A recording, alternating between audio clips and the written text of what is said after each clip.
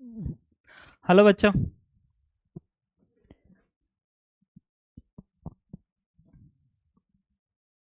Good evening. प्रणाम। और बहुत मेहनत करो, बहुत आगे बढ़ो।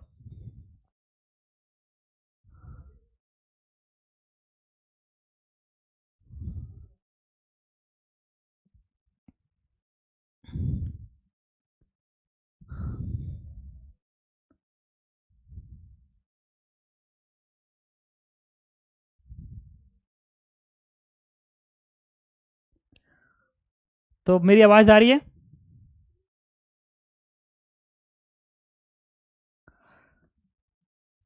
तो चलो, अब मैं बताने चाहता हूँ ये कि देखो, ये जो वरुण बैच के अंदर चीज़ें चल रही है ना, उसमें इसके अलावा भी आपको काम करने हैं। जैसे आपके जो अपने नोट होंगे ना, नोट, उसको कंप्लीट रिवाइज करेगा। नोट रिविजन कंप्लीट होना चाहिए। इसके साथ कोई समझौता नहीं करना है। सेकेंड, जो वरुण बैच के अंदर क्वेश्चंस आ रहे हैं उन सबको टेस्ट की तरह से देना है। क्वेश्चन को टेस्ट की तरह से देना है। टेस्ट की तरह से देने का फायदा क्या है कि जल्दी जल्दी सॉल्व होगा, और उतने टाइम तक आप क्या रहोगे, मतलब टाइम लगेगा कि मतलब कई बार होता है ना कि बच्चे बहुत समय लगा देते हैं, तो उतना ज्यादा टाइम नहीं लगेगा, तो टाइम बचेगा। तीसरा, इसके अलावा मॉक टेस्ट पेपर जरूर दीजिएगा। मॉक टेस्ट, ये 2 मॉक टेस्ट होना चाहिए पर वीक। इसमें से एक मॉक टेस्ट एडवांस का होना चाहिए और एक मॉक टेस्ट मेंस का होना चाहिए। और मेंस का होना इसलिए ज़रूरी है क्योंकि अभी जो मेंस का एग्ज़ाम है ना, उसमें भी आपको बहुत अच्छा करना है। तो एक ये करना है, एक ये करना है, mock test, Varun and notes, और साथ में PY Q. PY Q S के कुछ, इसके कुछ क्वेश्चन हम ऑलरेडी लेते रहते हैं, लेकिन इसके अलावा भी पीवाई क्यू आपको करना है। और इस समय जो पीवाई क्यू करना है आपको ना, अगर आप एडवांस प्रिपेयर कर रहे हो तो आप एडवांस का ही पीवाई क्यू करिए और लास्ट 5 ईयर करिए। अब ऐसा मैं इसलिए कह रहा हूँ लास्ट 5 ईयर करने के लिए कि आपके पास इतना के बाद ना टाइम, अगर कम बचता है तो 5 ईयर कर लीजिए, और अगर टाइम आपके पास ज़्यादा बचता है तो फिर इसको आप 10 ईयर भी कर सकते हैं, या 10 ईयर कर लीजिए, ये आपकी चॉइस है। इतनी चीज़ें फिलहाल करनी है और इतना सफिशियंट है। तो इसके बाद अब मैं बताता हूँ कि कुछ क्वेश्चन, जैसे कि वो जो क्वेश्चन था ना, जिसपे एक बच्चे ने कहा था कि कोऑर्डिनेट होना चाहिए, कोऑर्डिनेट के थ्रू कैलकुलेट करना, जिसपे मैंने 95% का बात किया था। एक्चुअल में वो जो कोऑर्डिनेट मेथड आपने बताया था ना, वो वास्तव में अच्छा मेथड था। वो भी एक अच्छा मेथड था, उससे भी उसको किया जाता है, और बहुत अच्छा मेथड था। एक बच्चे का मैंने ये भी पढ़ा था कि वो जो जो मैंने लास्ट में नहीं कहा था कि पार्टिकल्स जाएगा और उस पर टकरा जाएगा, तो वो एक बहुत सारे केसेस है, उनमें से वो एक पार्ट होगा जिस पर वो टकराएगा, तो उससे भी वही आंसर मैच करेगा। बट वो बेटर मेथड नहीं कहेंगे क्योंकि वो आपने एक पार्ट सेलेक्ट किया है उसका। लेकिन जो 2 मेथड थे, कोऑर्डिनेट मेथड जिसमें आपने पार्टिकल का कोऑर्डिनेट निकाल लिया प्लस टारगेट का कोऑर्डिनेट निकाल लिया, दोनों के बीच का डिस्टेंस निकाल के मैक्सिमम मिनिमा लगा दिया, बहुत अच्छा मेथड था यार, रियल में बहुत अच्छा मेथड था। और सेकेंड जो वेक्टर मेथड मैंने यूज़ किया था वो था। उसके अलावा कुछ क्वेश्चन ऐसे थे जो मैंने आपको होमवर्क में दिए थे, ठीक है, और उसके आंसर्स मैंने आपको दिया था, डिस्कस नहीं किया था, क्योंकि 2 घंटे के बाद ना ज़्यादा आर्ट्स का हो जाता है तो उसको देख पाना मुश्किल हो जाता है, क्योंकि फिजिक्स केमिस्ट्री मैथ तीनों ही होता है। तो आज हम लोग क्या करेंगे, लाइव क्लास में उन क्वेश्चन को टैकल कर लेंगे जो क्वेश्चन हमने आपको दिया है और अभी तक डिस्कस नहीं किया है, ठीक है। तो और आज की क्लास का कोई टेस्ट इसलिए नहीं कर पाऊंगा क्योंकि अगर टेस्ट लूंगा तो क्वेश्चन दूंगा, फिर टेस्ट का टाइम दूंगा तो बहुत समय लग जाएगा। तो इससे बेटर है कि आपको जो मैं रिकॉर्डेड वाला देता हूँ ना पीडीएफ, अच्छा उसको टेस्ट की तरफ से जरूर दीजिएगा, क्योंकि मैंने ऐसा भी देखा था कि कुछ बच्चों का यही कहना था कि सर हम तो वीडियो में क्वेश्चन देखते हैं, उसके बाद उसको पॉज करते फिर आगे बढ़ते हैं। तो मुझे लग रहा है कि वो बेटर वे नहीं है। आप ना इस समय के बाद एडवांस एकदम टेस्ट की तरफ से पूरा पूरा बना लीजिए, और आपकी बहुत अच्छी रैंक आएगी अगर आप इतना करते हो तो।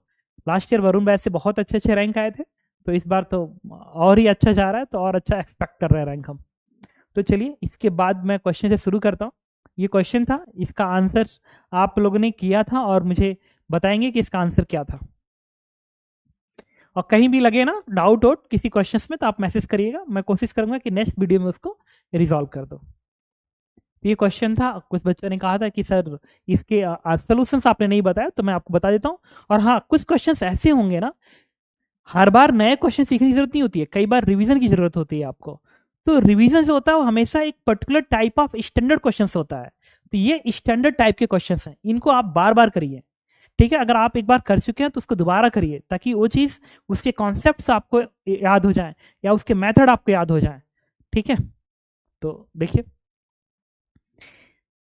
कह रहा है कि अच्छा, कुछ कमेंट अगर करना हो आपको, इसमें नहीं समझ में आया हो या डिटेल आपको जानना है, तो मैसेज जरूर करिएगा, क्योंकि मैं मैसेज सबका देख रहा हूँ। ठीक है, इसलिए लाइव क्लास जरूरी होता है कि एक बार इंटरेक्शन हो, कि बच्चा क्या कर रहा है, क्या नहीं कर रहा है, जानने के लिए। कह रहा, a bomber plane moving in a horizontal speed 20 metre per second release a bomb at a height of 80 metre above the ground as soon. तो 80 मीटर की हाइट पे इसने एक बम रिलीज किया। और देखो देखिए ना मैं कैसे सॉल्व कर रहा हूं। देखिए, मैं एक टीचर हूं, लेकिन ऐसा नहीं कि मेरे अंदर बहुत ज्यादा कॉन्फिडेंस है कि मैं हर क्वेश्चन कर जाऊंगा। बहुत जगह मैं खुद क्वेश्चन पर अटकता हूं, ये हकीकत है मेरी। ठीक है, लेकिन एक हिम्मत है कि शायद कर जाऊंगा। तो शायद के चक्कर में हो जाता है, तो आपको भी यही हिम्मत रखना है। और अगर आप ये हिम्मत रखे रहे कि मैं क्वेश्चन कर जाऊंगा, तो हो जाएगा। और एक और चीज, किसी भी क्वेश्चन पे आप, अगर मान लीजिए आपने 10 क्वेश्चन अटेम्प्ट कर रहे हैं, तो ऑन एवरेज आप 5 to 7 मिनट एक क्वेश्चन पे लगा सकते हैं, चलेगा। लेकिन इनमें से कोई एक क्वेश्चन या दो क्वेश्चन ऐसा हो सकता है, एक क्वेश्चन या दो क्वेश्चन ऐसा हो सकता है जो आपसे हाफ आवर का टाइम ले सकते हैं। अगर इतने ले रहे हैं तो अभी शुरुआत का टाइम है, चलेगा। क्योंकि वो जब टाइम लेगा तो आपको सिखा रहा है ना, जब आप सीख रहे हैं तो आप अच्छा करेंगे। तो ये नहीं कि किसी क्वेश्चन में हर क्वेश्चन हम 5 मिनट लगाएंगे, ऐसा बिल्कुल नहीं है। ठीक, कुछ क्वेश्चन को आपको टाइम देना चाहिए, सीखने के प्रोसेस जरूर देना चाहिए। अब आते हैं इस पर। A bomber plane moving at a horizontal speed 20 meter per second release a bomb at height of 80 meter above the ground as shown. At the same instant, a hunter of negligible height start running from the point below it. ये Hunter यहां से शुरू किया और यहां पे बम release हुआ। After 2 seconds, he realized that he cannot make it. 2 second बाद ये कुछ नीचे यहां तक आया होगा। उसके बाद इसने कुछ दूरी तय किया, यहां पाया। फिर इसने रियलाइज किया कि नहीं, ये पर्सन इस बम को नहीं पकड़ सकता।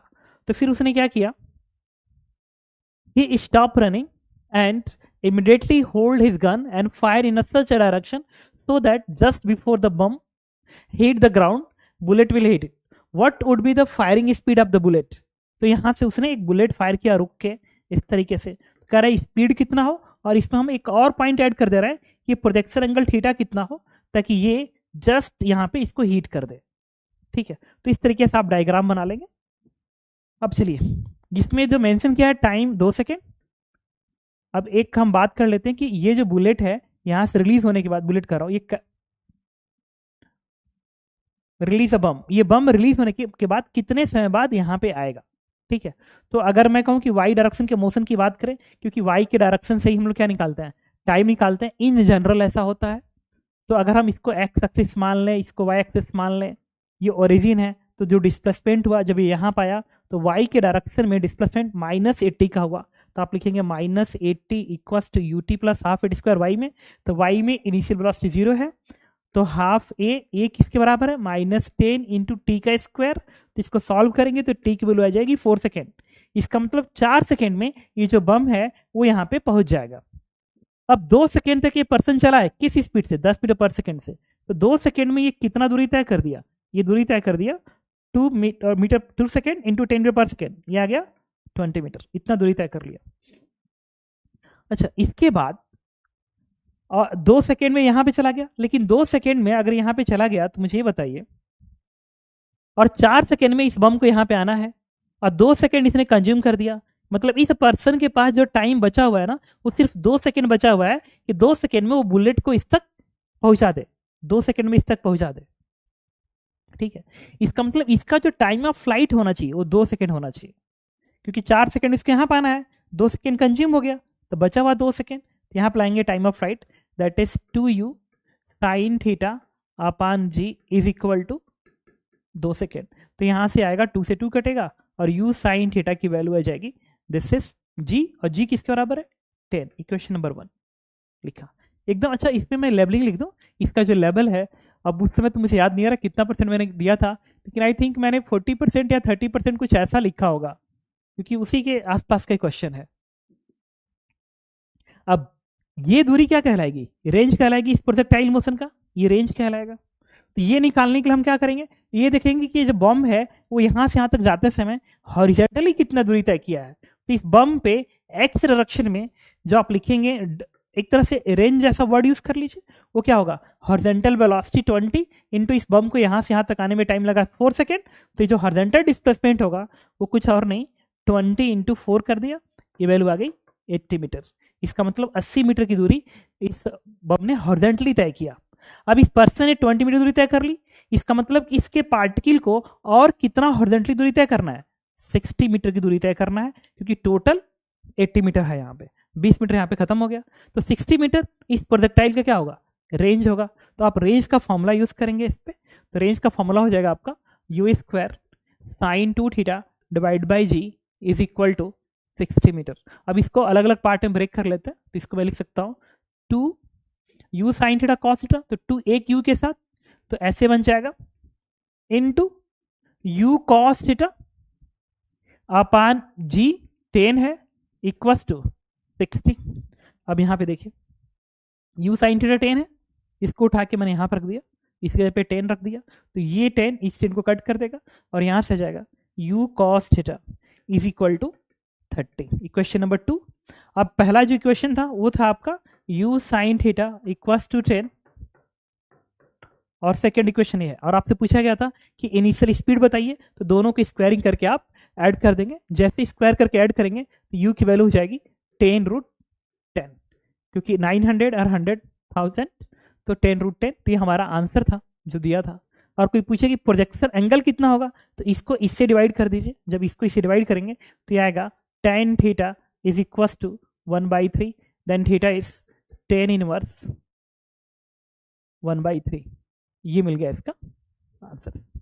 तो हालांकि हमसे ये पूछा गया था इस क्वेश्चन में कि बताइए प्रोजेक्शन स्पीड कितनी होगी, तो इसका आंसर था टी पार्ट। तो जिसने भी इस होमवर्क को किए थे, ठीक है, तो सोल्यूशन चूंकि मैंने भेजा नहीं था तो मैंने सोचा कि इसमें भेज दो, ठीक है। तो आपने देखा है कि इजी क्वेश्चन था।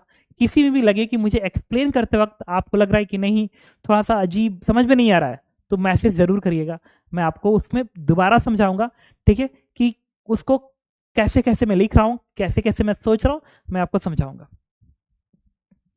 नाउ ये क्वेश्चन ये है, आई थिंक ये क्वेश्चन मैंने दिया नहीं था, बट इसमें ना बहुत सारे क्वेश्चन, ऐसे क्वेश्चन आपको कराया गया होगा, लेकिन इसके अलावा भी मैं इसमें थोड़ा क्वेश्चन में चेंज करने के लिए मैंने इस क्वेश्चन को लाया है। तो इस क्वेश्चन को मैंने, ये क्वेश्चन नंबर आज का एक तरह से देखिए तो क्वेश्चन नंबर 1 था, और इसमें ये क्वेश्चन नंबर 2 है, बट 2 के ना कुछ पार्ट में बनाने जा रहा हूं, और इसको मैंने लेवलिंग कर दिया 60% के लेवल पे इसको कर सकते हैं। एक तो यही क्वेश्चन है जो इन्होंने पूछा है। सेकेंड क्वेश्चन में इसमें एक और ऐड करना चाहता हूं। देखिए इसमें उन्होंने कहा है कि one has the throw a particle from one side of the fixed sphere in the diametrically plane to the another side such that it just grazes the sphere. Minimum possible speed of this is this one, sin alpha and beta. तो इसमें हम कुछ varieties लगा देते हैं question के अंदर। जैसे उन्होंने पूछा है कि मिनिमम स्पीड कितनी होगी। अब मैं इसमें एक चीज और देखिए, इन्होंने कहा एक वर्ड है ग्रेजिंग, इन्होंने लिखा है कि ग्रेज कहीं लिखा हुआ था, ग्रेज लिखा हुआ था। अब मैं ग्रेज वाले वर्ड यूज नहीं कर रहा हूं, मैं ये सोच रहा हूं कि यार यहां से को चाहिए मिनिमम कितना स्पीड दें ताकि जस्ट इसको इस स्फीयर को जस्ट क्रॉस कर जाए। I am not talking about grazing. Grazing कई बार भी हो सकता है कि इसको जाए ऐसे टच करे और इस पे स्लिप करते हुए यहां पे फिर ऐसे गिर जाए, ऐसा हो जाए। तो इसमें ना ऐसे पार्ट पॉसिबल है। तो क्वेश्चन में ये पूछा जाता है, अगला क्वेश्चन इसका ये है कि you minimum to cross the cylinder. एक क्वेश्चन इसका ये पूछा जा सकता है। अगला क्या पूछा जा सकता है कि इसी केस में सेकेंड पार्ट वाले केस में एक पार्ट ये भी मैं बना सकता हूं कि जिस वक्त यू मिनिमम आप निकाल रहे हैं उस वक्त प्रोजेक्शन एंगल, ये प्रोजेक्शन एंगल कितना है और साथ में ये जो नीचे का पॉइंट है ना यहां से उसकी दूरी कितनी होनी चाहिए। तो मैं कह सकता हूं projection angle and distance from bottom point, distance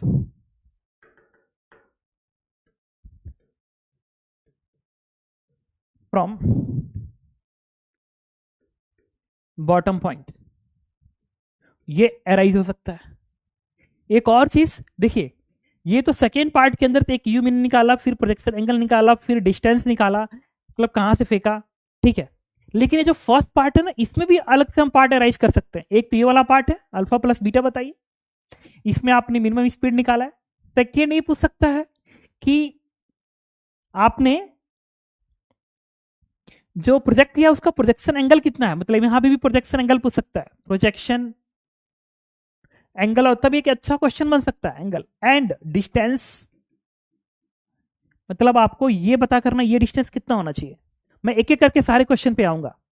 एक चीज और है, अगर हालांकि पाथ फाइंडर तो आप लोग अटेंड करते नहीं हो ना ज्यादा, तो इसमें ना उसमें कैसा क्वेश्चन पूछा है, उसमें ऐसे कहा गया है ना, एकदम यही पैटर्न क्वेश्चन है। उसने ऐसा कहा है कि इस स्फीयर है, इससे एक सर्टेन दूरी पे आप खड़े हैं, एक सर्टेन दूरी पे ऐसे हैं, आपको मिनिमम कितना स्पीड दे, मिनिमम कितना स्पीड दे, मिनिमम कितना स्पीड दे ताकि ये जस्ट ग्रेस कर जाए, इसको जस्ट ग्रेस कर जाए।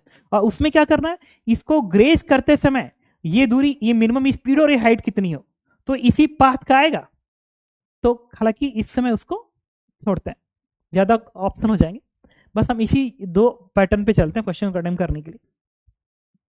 तो सबसे पहले हम अपना फर्स्ट क्वेश्चन पे आएंगे, सिर्फ इस क्वेश्चन को पढ़ते हैं। आपने स्पीड यू दिया, जस्ट आपको ग्रेस करवाना दोनों साइड में, तो आप क्या करेंगे, यहां से अपने पत्थर को फेंका, अभी पत्थर यहां पे आया, ग्रेस किया, फिर ऐसे गया, तो मैंने इस वाले पॉइंट को इससे मिला दिया, इसके सेंटर को इससे मिला दिया, ठीक है।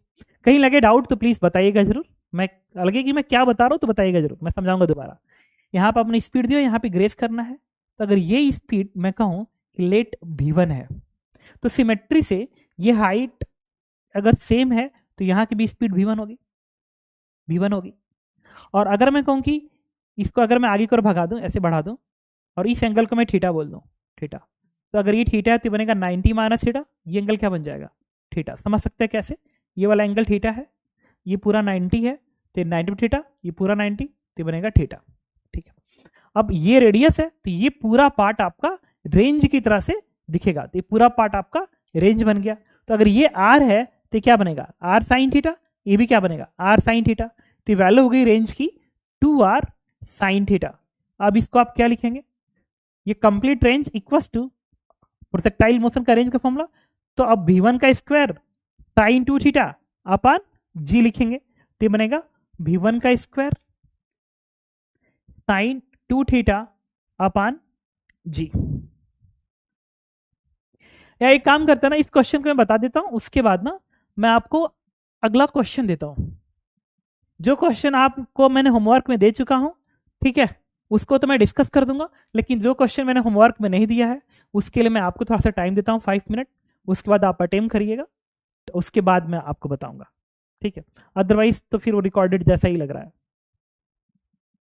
अब इसको एक काम करते हैं, अलग अलग कर लेते हैं। तो इसको अगर हाफ एंगल में ब्रेक कर दें तो बनेगा 2r sine theta is equals to v1 का square 2 sine theta cos theta divide by g. तो इसे कटेगा, 2 के टर्म्स कैंसिल कर दिए, तो यहां से बन गया r is equals to v1 का square cos theta divide by g, equation number 1। इसके बाद एक चीज और देखिए, तो इस स्पीड में और इस स्पीड में एक रिलेशन है, ये आपको हमेशा ध्यान रखना होगा कि अगर किसी पत्थर को आप ऐसे फेंकते हो ना, ऐसे, अगर यहाँ की स्पीड u है और यहाँ की स्पीड v है और ये हाइट यहाँ से h है, तो आप डायरेक्ट लगा सकते हैं नेट स्पीड, कोई वर्टिकल कंपोनेंट नहीं, नेट स्पीड का स्क्वायर इक्वल्स टू u का square plus 2a into S. S displacement है किसके डायरेक्शन में, एक डायरेक्शन में, और ये क्या है, g ऐसे है, तो आप यहाँ क्या लिखेंगे, g माइनस साइन, क्यों, क्योंकि g नीचे को रहा है, तो यहाँ पे माइनस साइन, और h डिस्प्लेसमेंट, तो यहाँ पे h लिख लेंगे। तो हो जाएगा v का स्क्वायर इक्वल टू u का स्क्वायर माइनस 2gh। ये आप डायरेक्ट इस पे लिख सकते हैं। तो मैं इसी कॉन्सेप्ट का मैं यहाँ पे हेल्प लेने जा रहा हूँ। तो देखिए ये जो आएगा v1 का स्क्वायर, तो v1 का square is equal to v1 का स्क्वायर इक्वल टू u का square minus 2g into h। h आपकी ये दूरी है, ये दूरी कितनी आएगी, ये r है, और अगर ये r हुआ तो बनेगा r cos थीटा। तो यहां से लेके यहां तक h आपका आएगा r plus r cos theta. अब एक चीज देखिए, ये जो v1 का स्क्वायर है आप यहां से निकाल सकते हैं, तो आप इसके जगह पे रख सकते हैं, v1 के जगह पे rg अपान cos थीटा, v1 के स्क्वायर rg अपान cos थीटा। अब यहां से u का स्क्वायर बनेगा, अब इसको इधर भेजिए, तो ये 2gr कॉमन निकाल लीजिए, 2gr कॉमन आ गया, और यहां से minus 2gr cos theta plus rg अपान cos थीटा। तो अब इसको फिर मैंने अलग अलग कर लिया और लिख लिया 2gr minus 2g minus rg bracket में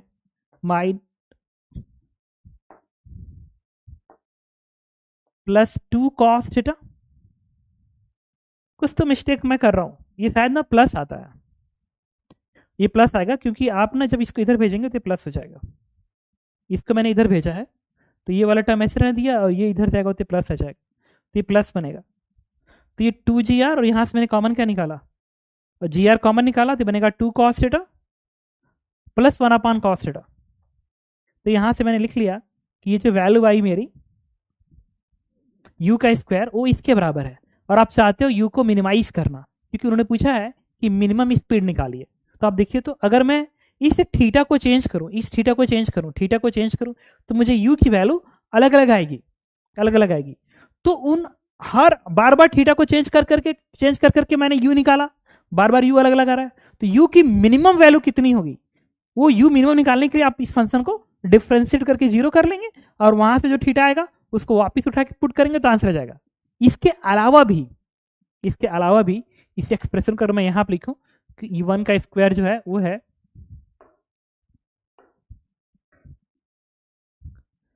u का जो स्क्वायर वो है 2gr प्लस rg ब्रैकेट में 2 cos theta plus 1 upon cos theta.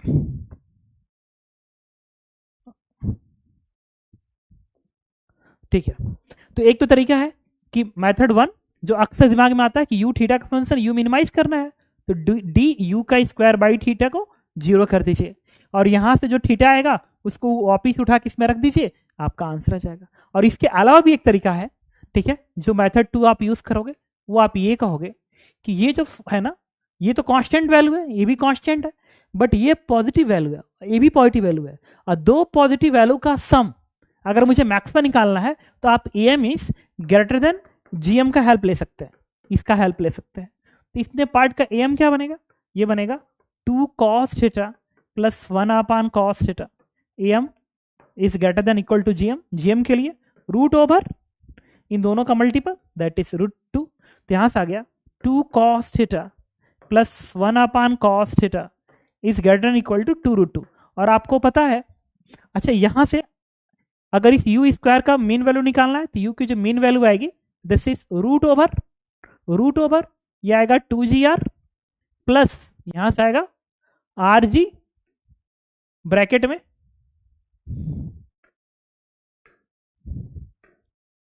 rg bracket में इसकी मीन वैल्यू, तो इस पूरे फंक्शन की मीन वैल्यू 2√2 होगी क्योंकि हमेशा 2√2 से ज्यादा होगा, तो आप यहाँ पे 2√2 लिख देंगे। ठीक है, अब यहाँ से देखिए u मीन की वैल्यू मैंने निकाल लिया, यहाँ से अब ऑप्शन से मैच कराएंगे हम लोग। 2gr उन्होंने कॉमन निकाला है तो हम भी 2gr कॉमन निकालेंगे यहाँ से। तो 2gr अगर मैं कॉमन निकाल लूँ तो ये बन जाएगा आपका ब्रैकेट में 1 और यहाँ से 2 कॉमन, तो ये √2 बन गया इस तरीके से। उन्होंने कहा है कि बताइए अल्फा और बीटा की value, root alpha root beta. तो रूट अल्फा जो है ये रूट के अंदर ऐसे लिख लगनी इसको, तो रूट अल्फा क्या आएगा अल्फा 1 और बीटा किसके बराबर आएगा 2, then what is alpha plus beta? Answer is 3। अच्छा, इसमें तो मैंने बस ये फर्स्ट पार्ट का आंसर निकाला, इस पे मैंने फर्स्ट पार्ट का आंसर निकाला। इसमें एक चीज और पूछ सकता है कि बताइए बताइए वो प्रोजेक्शन एंगल कितना है। अभी ये बात था ना, ये वाला प्रोजेक्शन एंगल, लेकिन प्रोजेक्शन एंगल तो मुझे यहाँ का निकालना है, और ये जो थीटा है वो कहाँ का है? यहाँ का थीटा है। तो इस थीटा की वैल्यू चाहूँ तो मैं निकाल सकता हूँ। आपको पता है एम इज ग्रेटर देन पे जहां पे इक्वालिटी होल्ड करता है वहां पे दोनों वैल्यू आपस में बराबर होता है जहां इक्वालिटी होल्ड करता है। दैट मीन्स जिस वक्त ये यू मीन अटेंड कर रहा होगा उस वक्त ये जो 2 cos थीटा है वो इक्वल हो रहा होगा 1 अपान cos थीटा के। तो यहां से क्या आ जाएगा? cos थीटा की वैल्यू आ जाएगी 1 अपान √2। That means theta is nothing but 45 degree. लेकिन ये प्रोजेक्शन एंगल बिल्कुल नहीं है। अभी तो मैंने बस ये निकाला है कि जिस वक्त ये वाला एंगल 45 डिग्री हो रहा होगा उस वक्त यहां की स्पीड मिनिमम हो रही होगी। मैंने बस ये निकाला है। अब बहुत कुछ चीजें अभी सोचनी बाकी है कि हमें निकालना है ये वाला, क्योंकि प्रोजेक्शन एंगल एंड डिस्टेंस मुझे निकालना है ये वाला एंगल। तो एक काम करते हैं, अच्छा ये डिस्टेंस अगर मैं चाहूं, मुझे u पता है, मुझे v1 पता है, और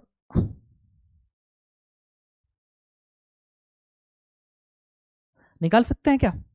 कोई हेल्प करोगे? कैसे निकालें? हॉरिजॉन्टल कंपोनेंट बराबर कर देते हैं। देखो मैं भी सोच रहा हूं ना, तो ये हमेशा है कि टीचर को भी टाइम लगता है सोचने में, तो आपको भी लगेगा।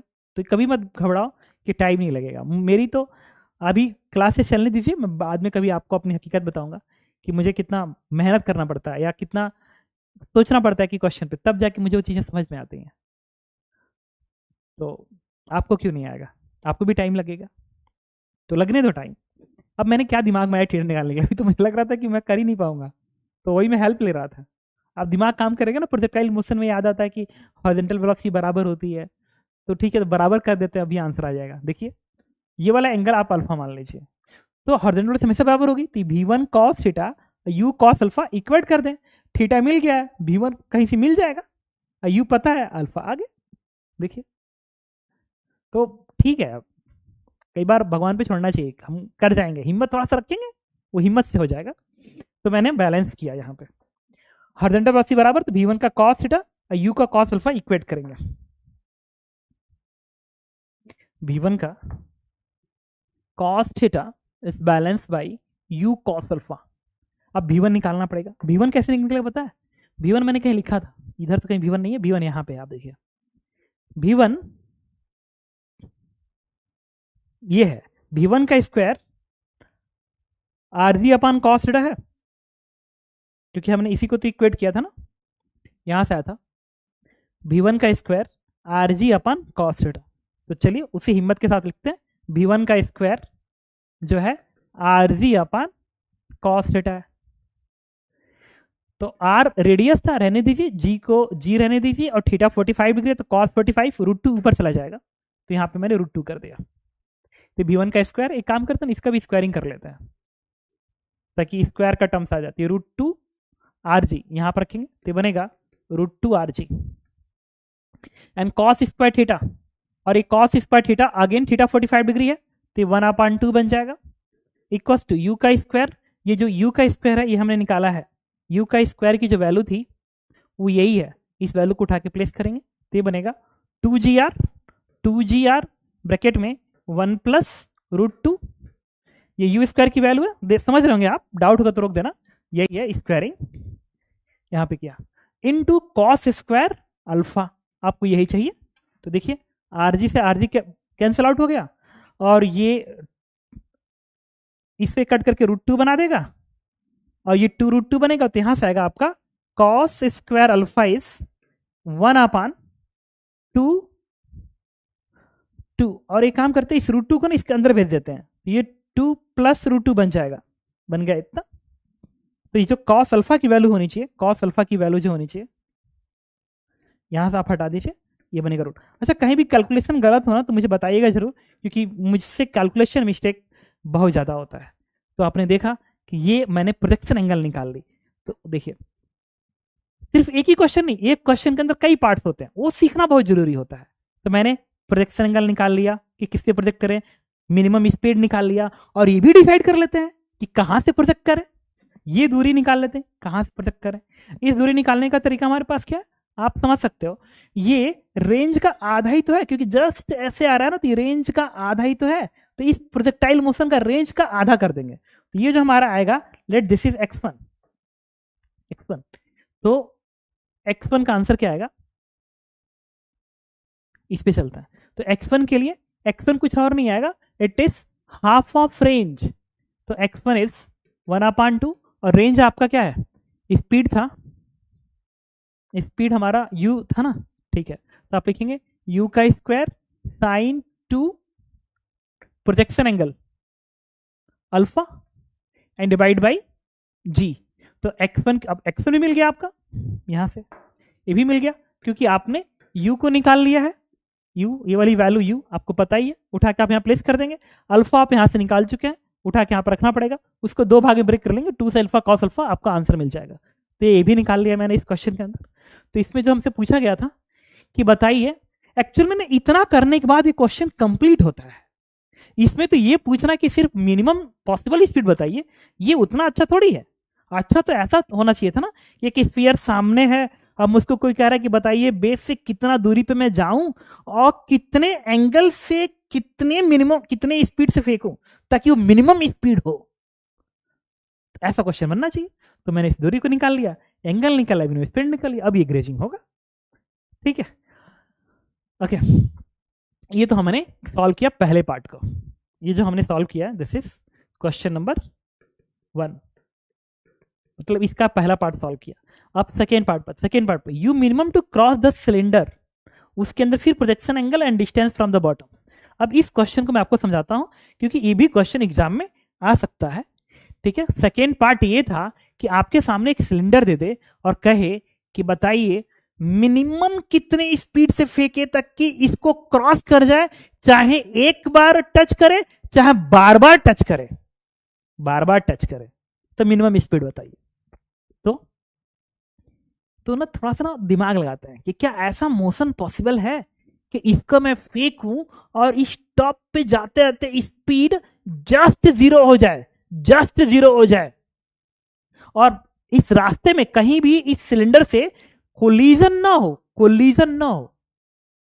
कि कोलिजन होगा तो एनर्जी लॉसेस हो सकती है। तो यस, ऐसा पॉसिबल है। देखिए इधर से फेंकने में सोचना मुश्किल लग रहा है, लेकिन यहां से अगर इसको हल्का सा ऐसे प्रेस करके छोड़ दीजिए तो ये इस पे ऐसे स्लिप करते ये ऐसे यहां पे गिरेगा ऐसे।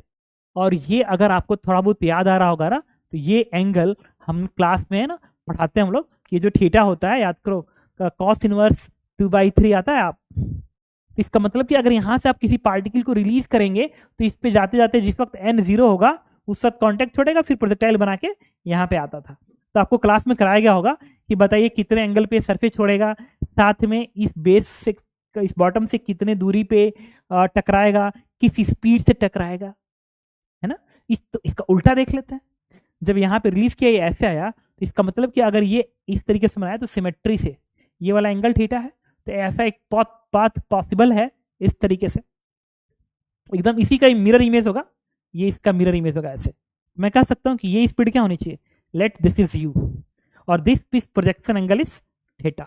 अब यहाँ पे टच करे और टच करने के बाद यहाँ पे क्या करे, स्लिप करते यहाँ पे जस्ट स्पीड 0 हो जाए, तो यहाँ का भी 0 हो जाए, उसके बाद हल्का सा भी ज्यादा होता तो ऐसे आ जाता।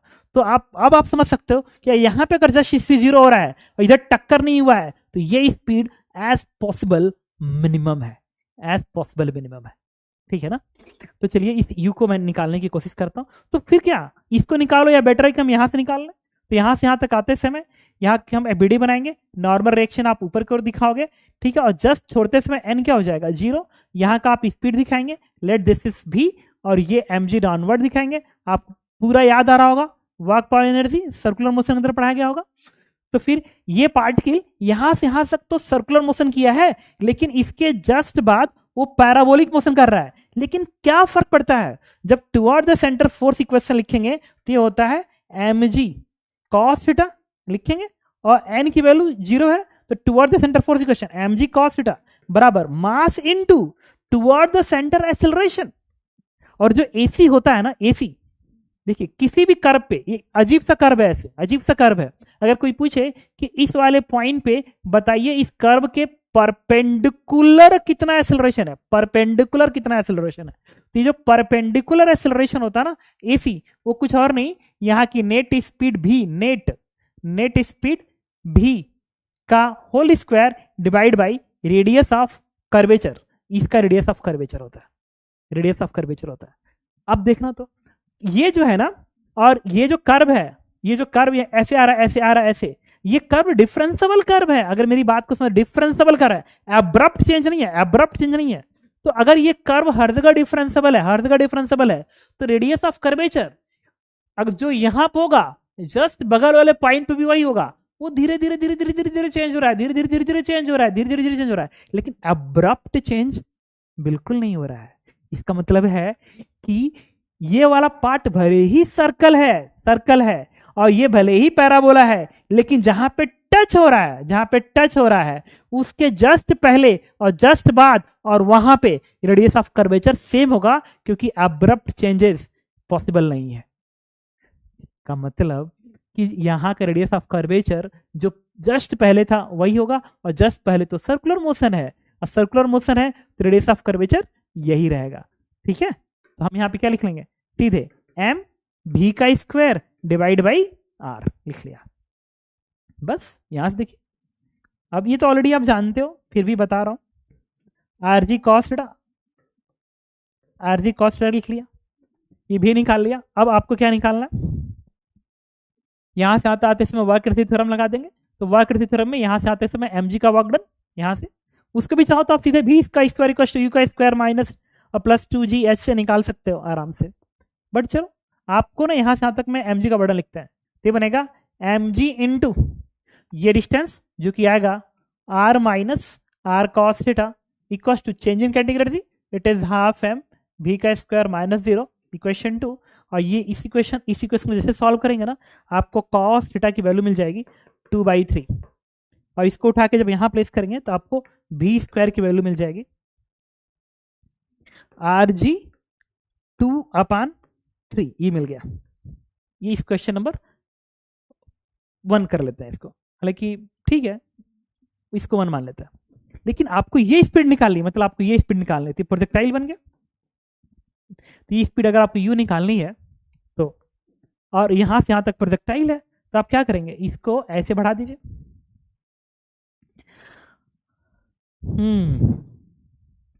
अब देखो प्रोजेक्टाइल है, फिर ये एंगल है, तो फिर ये वाला डिस्प्लेसमेंट बराबर ut plus half at square लगाएंगे, फिर टाइम मिलेगा, फिर उस टाइम को हॉरिजॉन्टल वेलोसिटी से मल्टीप्लाई करेंगे, फिर ये वाला डिस्प्लेसमेंट आएगा, ठीक है, और उस डिस्प्लेसमेंट में ये डिस्प्लेसमेंट ऐड करेंगे, तब आपका ये दूरी आएगा। ठीक है, और खैर यू तो निकाल ही सकते हैं तुरंत, यू निकालने के लिए तो ईजी है, ये बनेगा यू का स्क्वायर इज इक्वल टू ये भी का स्क्वायर, और नीचे आ रहा स्पीड बढ़ रही है तो 2g इंटू एच, एच ये दूरी है, ये दूरी कितनी आएगी, ये जो दूरी आएगी r प्लस इस r का cos component r cos theta, r plus r cos theta. अरे ये इतना दिमाग लगा दिया मैंने, क्या इसकी जरूरत थी? अरे यहाँ रेस्ट पे था, अब यहाँ पे आना था, ये 2r था तो सीधे यू नहीं आ गया। अरे देखो यही सब होता है, तो सीधे नहीं आ गया, यू का स्क्वायर इक्वल्स टू ये वाली स्पीड कितनी है 0 एंड प्लस 2g इंटू, और ये डिस्प्लेसमेंट कितना है 4r, आ तो गया यू की वैल्यू, इट इज √8gr, और यही आंसर है, ये मिन स्पीड हो गई। देखो कभी कभी ऐसा भी होता है। ठीक है, आ गया, मतलब अगर कोई इस क्वेश्चन का जो आंसर पूछा गया था, कहाँ गया, you mean to cross the cylinder, वो कुछ और नहीं, यही है, तो बेकार में मैंने इतना तामझाम कर दिया। ठीक है, प्रोजेक्शन एंगल के लिए बात कर लेते हैं। अगर मुझे ये वाला एंगल निकालना हो ना, इस एंगल के लिए मुझे अब वो उसकी जरूरत पड़ जाएगी, कैनेमेटिक्स इक्वेशन की जरूरत पड़ेगी, क्योंकि ये अगर हमको निकालना हो, ये निकालना हो मुझे ही बताइए, क्या जरूरत पड़ेगी? मुझे तो नहीं लग रहा जरूरत पड़ेगी। रीजन है कि हॉरिजॉन्टल प्लस यहाँ भी बराबर कर देते हैं। इस वाला एंगल को मैंने अल्फा 1 बोल दिया, और अगर मैं इसको आगे भगा दूं और ये एंगल थीटा है, तो और ये 90 है, तो ये बनेगा 90 माइनस थीटा, ये पूरा 90, तो ये क्या बनेगा आपका थीटा। तो इस भी का ये वाला कंपोनेंट भी कॉस थीटा, भी का ये वाला कंपोनेंट ये बनेगा भी cos theta is balance by you का, ये अल्फा 1 है ना, यू का horizontal component, this is you cos alpha 1।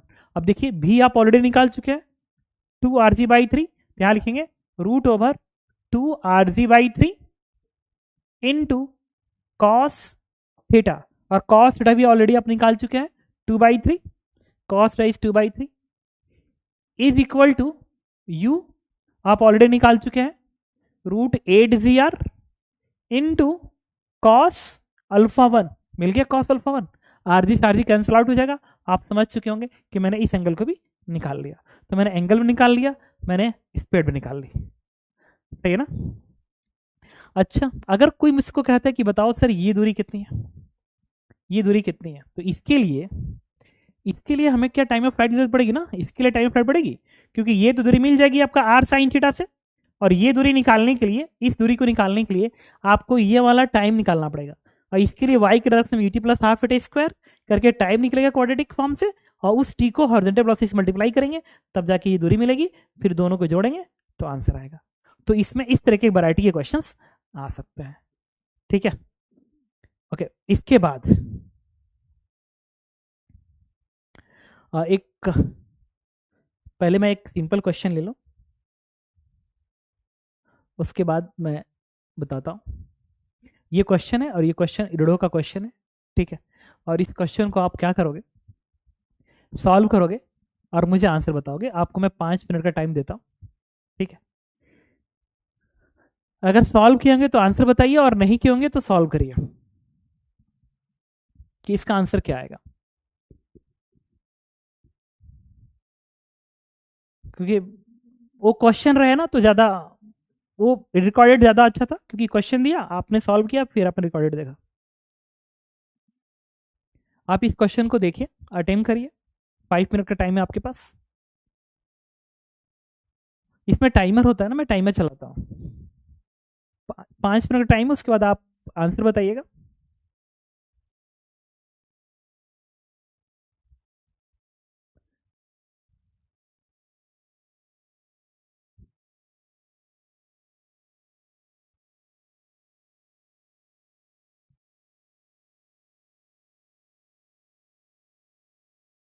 अरे ये चलता कैसे है?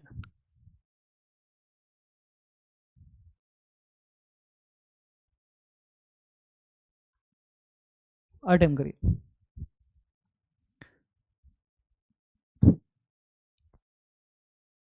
और इरडो का क्वेश्चन, और एक अच्छा क्वेश्चन है, और ऐसे क्वेश्चन आपने क्लास में किया भी होगा, बट रिवीजन में ये क्वेश्चन आना चाहिए, इसलिए इसको लिया गया।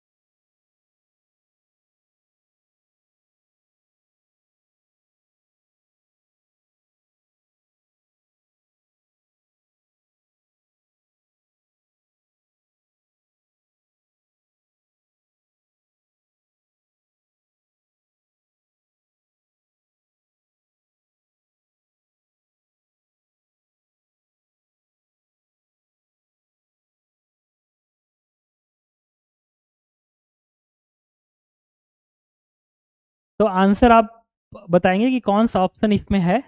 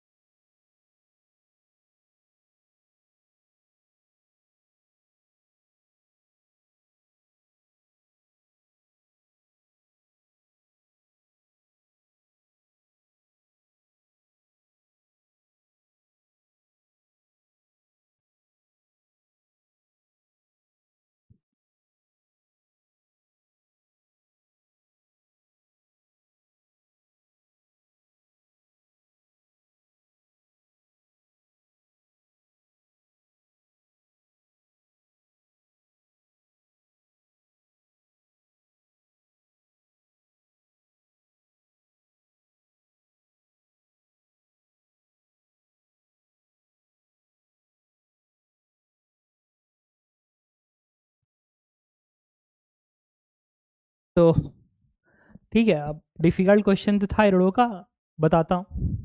कैलकुलेशन हो सकता है कि टाइम ज़्यादा लग रहा हो, ऐसा ना कि ना हुआ होगा। देखिए इसमें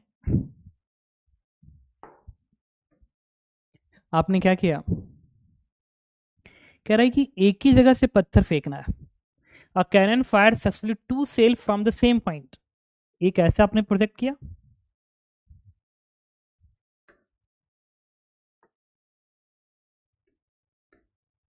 एक आपने ऐसे प्रोजेक्ट किया, और एक आपने ऐसे प्रोजेक्ट किया। और एक को प्रोजेक्ट किया आपने 60 डिग्री के एंगल पे, और एक को प्रोजेक्ट किया आपने 45 डिग्री के एंगल पे। 60 एंड 45।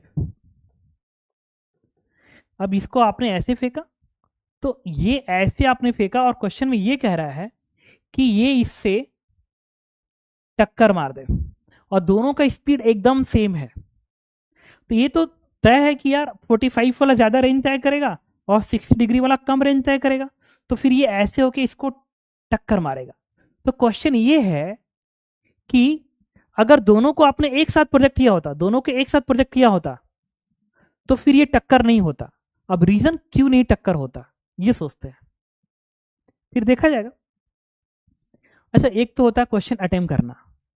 तो क्वेश्चन अगर अटेम्प्ट करना है तब तो इजियर पार्ट है, लेकिन अब इसकी एनालिसिस में जाऊंगा ना तो थोड़ा सा लगेगा, आपको दिमाग लगाना पड़ेगा। तो एक काम करते हैं ना, स्पीड यू लिख लेते हैं, पहले मैं एनालिसिस करता हूँ। क्वेश्चन सॉल्व करने में तो कुछ भी नहीं है, एकदम ईजी है। आप यहाँ का मैं कोऑर्डिनेट लिखूंगा और इक्वेशन लिखूंगा, कौन सा पैराबोलिक पाथ की इक्वेशन लिख के सॉल्व कर दूंगा, तुरंत आंसर आ जाएगा, तो उसमें तो कुछ नहीं है। बट जस्ट मैं एक एनालिसिस करना चाहता हूँ कि पहले किसको फेंका गया होगा और क्यों। तो देखिए, तो अच्छा, ये पार्टिकल यहाँ हिट मार रहा है और ये पार्टिकल यहाँ हिट मार रहा है। दोनों पार्टिकल का जो एक्स कोऑर्डिनेट है एग्जैक्टली सेम है। तो टाइम किसके बराबर होगा, displacement x coordinate divide by horizontal velocity.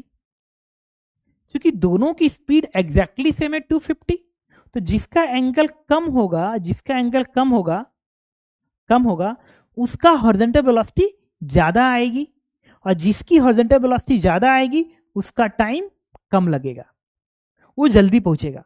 तो आप देखिए तो एक्स कोऑर्डिनेट क्योंकि दोनों का सेम है जहां टक्कर मार रहा है, तो ये जो कम एंगल वाला है 45 डिग्री वाला, उसका हॉरिजॉन्टल वेलोसिटी कम आएगी। जब वेलोसिटी कम आएगी कम, तो टाइम वेलोसिटी ज्यादा आएगी। जो 45 डिग्री वाला होगा उसका हॉरिजॉन्टल कंपोनेंट ऑफ वेलोसिटी ज्यादा आएगी। जब ज्यादा आएगी तो टी कम हो गया, तो ये जल्दी पहुंच गया और ये धीरे से पहुंचा। इसका मतलब ये हुआ कि पहले पहले प्रोजेक्ट इसको किया गया होगा, अभी ये ऐसी हवा में होगा कुछ दूरी पे, तो उसके बाद टी टाइम बाद इसको प्रोजेक्ट किया, फिर ये जाएगा और दोनों एक साथ यहां लगेंगे। तो फर्स्ट प्रोजेक्शन इसको हुआ होगा, ये फर्स्ट प्रोजेक्शन किया गया होगा और इसको सेकेंड प्रोजेक्शन किया गया होगा। ये आप समझ गए होंगे मैंने कैसे अटेम्प्ट किया।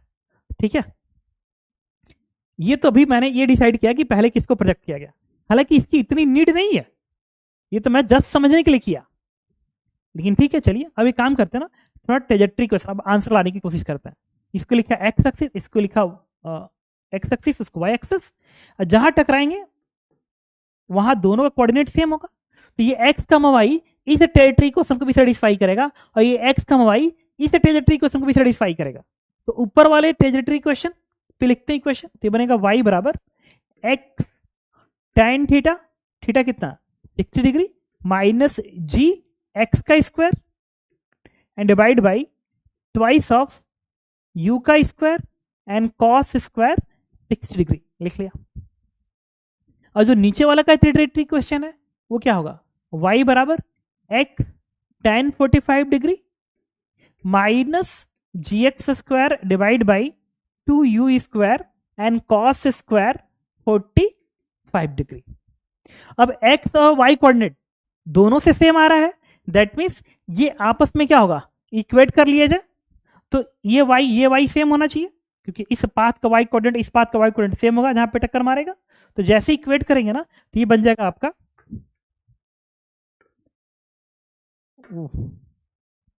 देखो वो पेज हट गया क्योंकि मैंने इसे यूज कर ली थी। ठीक है, वो पेज वापस अंडो करने से आ भी नहीं सकता, तो हम क्या करेंगे, अब दोबारा बनाना पड़ेगा ऐसे, इस तरीके से। ये x था और y कोऑर्डिनेट, तो y आया था हमारा x tan 60 डिग्री। कहीं लगे डाउट ना तो मैसेज करिएगा। 2u का स्क्वायर कॉस स्क्वायर 60 डिग्री, और उसका जो y कोऑर्डिनेट होगा, y कोऑर्डिनेट इक्वेट करते हैं यहाँ पे x tan 45 degree minus g x square divide by 2u square cos square 45 degree. अब हम क्या करेंगे ना, ये x के टर्म्स इस x से कैंसल आउट हो जाएगा, और इसको इधर भेज दीजिए, तो बनेगा tan 60 कुछ और नहीं √3 होता है, ये 45, ये -1 बनेगा। इसको आप इधर भेज दीजिए, तो ये है g बाई 2, तो बनेगा कितना 5 बाई u का स्क्वायर, मैंने लिख लिया ब्रैकेट में। देखिए तो g 5 बाई यू का स्क्वायर, और इसको मैंने इधर भेजा, तो ये आएगा आपका x अपान कॉस स्क्वायर 60। तो कैलकुलेशन में बहुत स्लो हूं मैं, तो ये हो सकता है और कैलकुलेशन मिस्टेक भी मुझसे हो सकता है, तो आप बताइएगा जरूर। तो यहां से बन गया आपका √3 -1 बराबर 5 अपान यू का स्क्वायर हालांकि मुझे पता ही है 250 का स्क्वायर है, क्योंकि यू यहाँ पर लिखा गया 250, और यहाँ से आएगा x कॉमन निकाल लिया, तो इसको इधर भेजेंगे, तो ये बनेगा आपका 1/2 ना, तो बनेगा 4, और ये 1/√2 का स्क्वायर बनेगा 2, तो 4 - 2 ये हो जाएगा आपका 2 के बराबर, तो ये हो जाएगा आपका 2 के बराबर। अब अगर ये 2 के बराबर हो गया, तो यहाँ से मैं चाहूँ तो x निकाल सकता हूँ, तो x की जो वैल्यू आएगी ये हो जाएगी आपकी 250 का स्क्वायर इंटू √3 -1 डिवाइड बाई 10, ये x आ गया। मतलब कि किस x कोऑर्डिनेट पे ये दोनों पार्टिकल टकराए होंगे, तो टाइम कितना लगा ये निकाल लेते हैं। इसका टाइम अलग निकालें, इसका टाइम अलग निकालें, दोनों का डिफरेंस निकालते हैं, दोनों का डिफरेंस।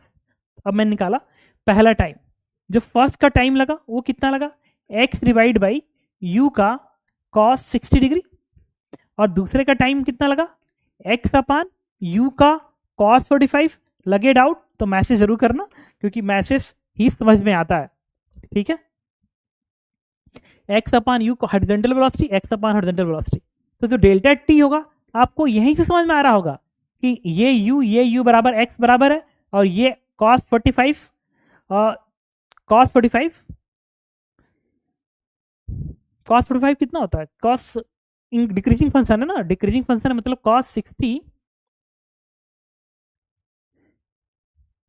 ये बाई √2, तो इसको √2 के ऊपर भेज दीजिए, एक सेकेंड, इसको √2 के ऊपर भेज दीजिए और यहां से 2 के ऊपर भेज दीजिए, तो आपने देख लिया कि ये ज्यादा है ये कम है, तो डेल्टा टी क्या होगा, इसमें से सब्ट्रैक्ट कर लीजिए, तो बन गया एक्स अपान यू ब्रैकेट में 2 माइनस √2। अब यहां से एक्स की वैल्यू जब हमने निकाली है उसको उठा के प्लेस कर देंगे, ये 250 का स्क्वायर डिवाइड बाई 10, 250 का स्क्वायर बाई 10 √3 -1, और u की वैल्यू, और ये 2 माइनस √2 है, और u कहीं गलती हो ना तो बताना जरूर, ये 250 मैंने रख लिया। अब ये यही टाइम का डिफरेंस था, तो इसको कैंसिल कर दिया, और ये 0 इसको कैंसिल कर देगा, तो ये बन गया आपका आंसर कितना, 25 ब्रैकेट में √3 -1 इस टू 2 माइनस √2। लेकिन पता है क्या है, g 9.8 है, जबकि मैंने g को 10 ले लिया है, तो मुझे ना लगभग आंसर मैच कराना पड़ेगा। अब ये कैलकुलेशंस कैसे किया जाए बताओ, ये 25 आ रहा है ना, तो ये बताओ मुझे, इसमें √2 -1, एक सेकेंड, अगर कहीं लगे ना कि कैलकुलेशन मिस्टेक हुआ है तो चैट बॉक्स पे मैसेज जरूर करिएगा, तब तक मैं कैलकुलेट करूं ये कितना आ रहा है। √3 -1 इंटू ब्रैकेट में 2 माइनस √2 ब्रैकेट 2 माइनस √2 ब्रैकेट, कुछ तो गलती हुई यार, इंटू 25, ये आ रहा है वैल्यू लगभग 10.72 इतना आ रहा है। तो हमें पास वाला आंसर मैच कराना है, तो अगर ये 10.72 है तो आंसर क्या हो गया, इट इज 11 सेकेंड। तो आपने देखा कि सही में ये रियल में एक प्यारा क्वेश्चन था। इरोडो के जितने क्वेश्चन होते हैं ना वो सब के सब प्यारे ही होते हैं।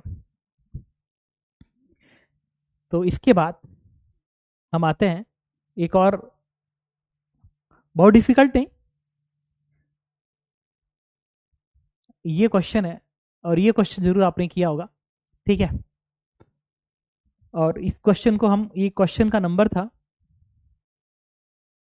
1 सेकेंड, क्वेश्चन 2, ये क्वेश्चन 3 था, ये 3 था, और इसका जो लेवल था इसको मैं 50% लेवल पर रखूंगा बिकॉज ऑफ कैलकुलेशन। और इसके बाद ये क्वेश्चन नंबर 5th है, और इसको मैं रखूंगा 50% के लेवल पे, और इसके लिए भी आपके पास 5 मिनट का टाइम है, ठीक है। अच्छा, उसमें डाउट हो तो मैसेज जरूर करना, ठीक है। और ये सीखने का प्रोसेस है, और पर्टिकुलर टाइप ऑफ क्वेश्चन है जिसको बार बार आपको करना है, ताकि उस तरह के प्रॉब्लम्स ज़्यादातर एग्जाम में आते हैं, तो उसकी प्रैक्टिस होनी जरूरी है। ये भी क्वेश्चन ना जेईई एडवांस में ना इस पे बेस्ड कई बार ऐसे क्वेश्चंस आ चुके हैं इनके कॉन्सेप्ट से रिलेटेड, तो और ये भी आपको पढ़ाया गया होगा। तो आपके पास 5 मिनट का टाइम है, आप अटेम्प्ट करेंगे। हालांकि जितने क्वेश्चन है आप मुझसे, मुझे तो 5 मिनट से ज्यादा लग रहा है, कैलकुलेशन देखो ज्यादा लग ही रहा है, तो अब मैं अगर 10-10 मिनट दे दूंगा तो टाइम ही नहीं बचेगा, प्रॉब्लम ही हो जाएगी। तो आप एक बार सोचो, इक्वेशंस लिखो, उसके बाद आप देखना कि क्या आपकी इक्वेशन मुझसे मैच कर रहा है। अगर आपकी इक्वेशन मेरे ही जैसे है और मैच कर रहा है, दैट मीन्स ठीक है, वो टाइम की वजह से नहीं हो पाया।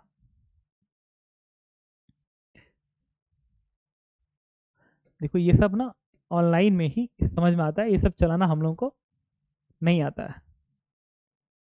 ऑफलाइन क्लासेस में देखो कितना मुश्किल काम है इसको ऑपरेट करना। ठीक है, आप अटेम्प्ट करेंगे। बस आपको करना है, अगर आंसर नहीं भी आता है ना, तो जो मैंने क्वेश्चंस लिखी है, क्या आपके क्वेश्चंस ऐसे मैच कर रहे हैं, क्या आपके थॉट ऐसे हैं, अगर आप ऐसे सोच रहे हैं तो एकदम अच्छा है। ठीक है। और कैनामेटिक्स है, तो कैनामेटिक्स थोड़ा सा होता है। तो चलिए इसको आप अटेम्प्ट करिए। एक सप्ताह में एक लाइव क्लास थोड़ी सी जरूरी है, थोड़ा बहुत इंटरेक्शन होना बहुत जरूरी है। बाकी जो वरुण भाई से जो क्वेश्चन आ रहे हैं, उसको आप प्रॉपरली सॉल्व करते रहिएगा, एकदम सफिशियंट है। आप जिस समय सेलेक्ट होंगे ना, अभी जब एडवांस का रिजल्ट आएगा, सेलेक्ट हो गए, तो आपको नोएडा बुलाया जाएगा। ठीक है। आप जब आओगे ना, तो वहाँ पे देखना कि सारे के सारे जो बच्चे होते हैं ना, स्पेशली वरुण वाले ही होते हैं। अगर मान लो वहाँ पे 150 बच्चे आए, तो मान के चलो कि 130 बच्चे सिर्फ वरुण के होते थे। लास्ट ईयर यही एक, कम से कम 130 बच्चे जितने गए थे, उसका 90% मान लो कि वरुण के बच्चे थे, सिर्फ वरुण के। और हर चैप्टर का, अगर हर चैप्टर का अब सारे के सारे क्वेश्चन ठीक ठाक है, बहुत इजी क्वेश्चन नहीं ले रहे हैं, तो मान के चलो कि हर चैप्टर का, अगर मैं बताया था ना कल की क्लास में कि अगर हर चैप्टर का मैं 30 क्वेश्चन करा रहा हूँ, आपको 35 क्वेश्चन करा हूँ, बहुत ज़्यादा है यार। वो 35 क्वेश्चन अच्छे क्वेश्चन होते हैं। बस प्रैक्टिस करते रहिए, पीओक्यू करते रहिए, और कॉपी का नोट एकदम तैयार रखिएगा। कहीं भी पढ़े होंगे, कॉपी का नोट एकदम, उसका सब्स्टिट्यूट नहीं है, कॉपी का नोट आपको तैयार रखना है। प्लस वरुण के सारे क्वेश्चन एकदम छोड़ना नहीं है, तो एकदम छोड़ना नहीं है, वरुण के सारे क्वेश्चन करने हैं। ठीक है, हम ढूंढ ढूंढ के क्वेश्चन लाते हैं आपके लिए, अच्छा क्वेश्चन जरूर करिए। And third, PYQ, don't forget, तो सॉल्व करो, हिम्मत रखना, हम कर जाएंगे और सही में करेंगे।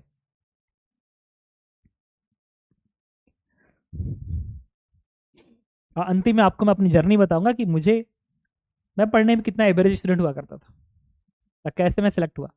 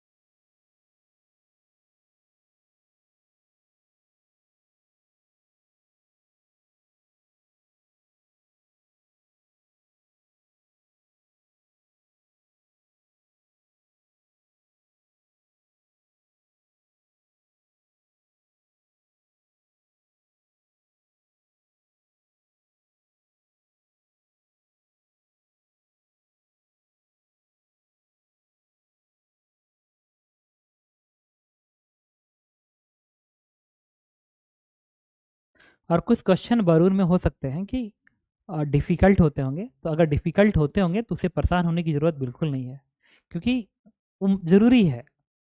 अगर हमेशा मेंस टाइप लो लेवल के क्वेश्चन करते रहेंगे तो क्या फ़ायदा है। कुछ ऐसे क्वेश्चन होने चाहिए जो दिमाग पे प्रेशर दें। ठीक है, हम जब प्रेशर बार बार आएगा, तो पॉसिबल है कि हम उससे लड़ते लड़ते निकल जाएंगे, और निकल गए तो फिर उस चैलेंज को एक्सेप्ट करना सीख गए।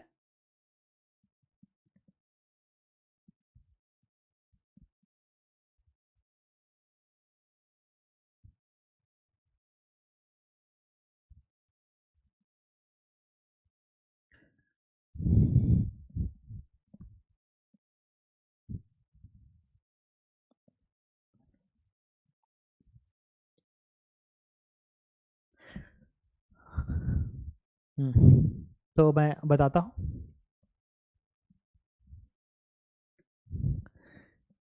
कह रहा है the maximum angle to horizontal at which, देखिए हो सकता है कि आंसर ना आया हो, लेकिन प्रोसेस बस देखिएगा कि क्या आपने उसी प्रोसेस का यूज किया जो प्रोसेस मैंने यूज किया, मैं यूज कर रहा हूँ, तो आप अच्छा कर रहे हो।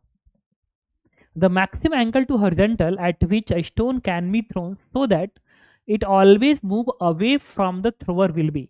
तो क्वेश्चन एक बार फिर इजी है, मैं सॉल्व करूंगा तो कुछ नहीं रखा है, ठीक है, सॉल्व करूँ तो कुछ नहीं रखा है, लेकिन एक बार फिर सोचता हूँ, सोचने जाता है यार ऐसा कैसे हो रहा है, थोड़ा देखा जाए कि क्या ऐसी पॉसिबिलिटी आ रही है, क्यों आ रही है।